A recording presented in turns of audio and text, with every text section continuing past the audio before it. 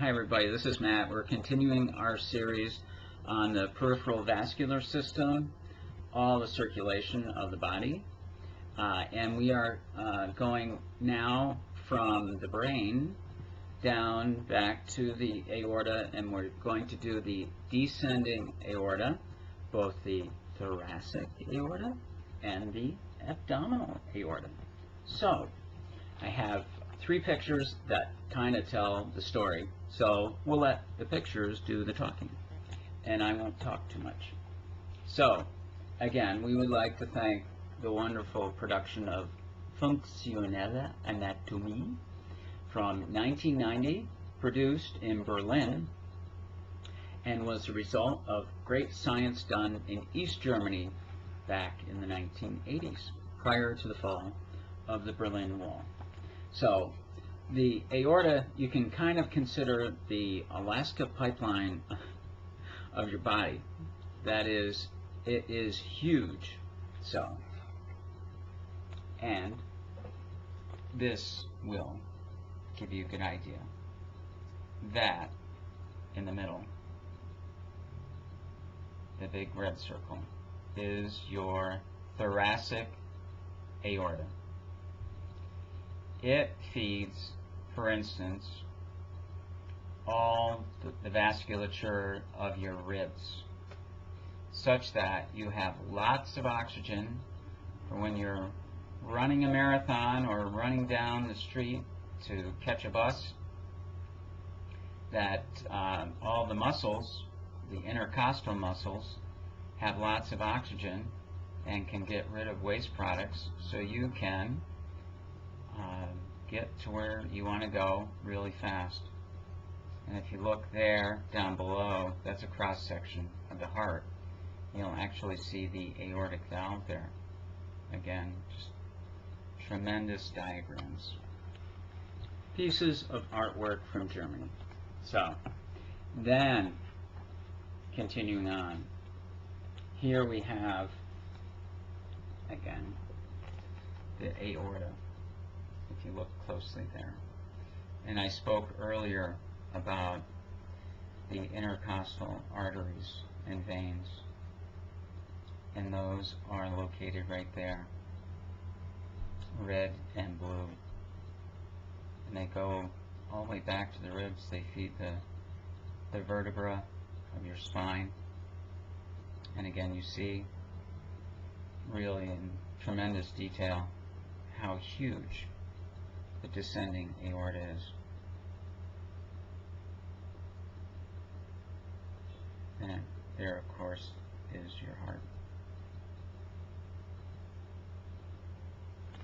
And lastly, another wonderful picture of the abdominal aorta, feeding oxygen to your kidneys and all the organs of your abdomen.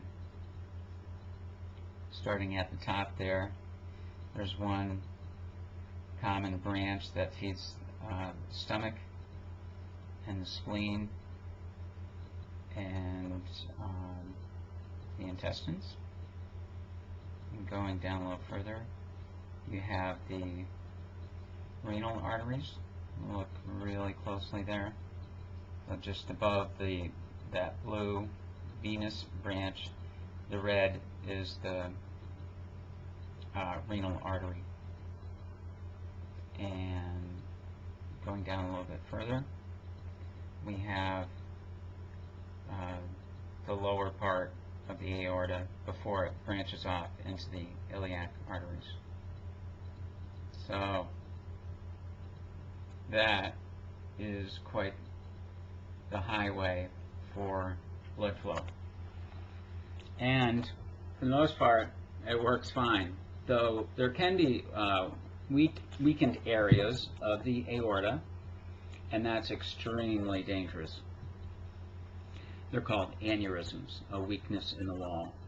And some people, unbeknownst to them, have this weakness, and if it bursts, it pretty much is assured that you will have a very quick death because you bleed profusely.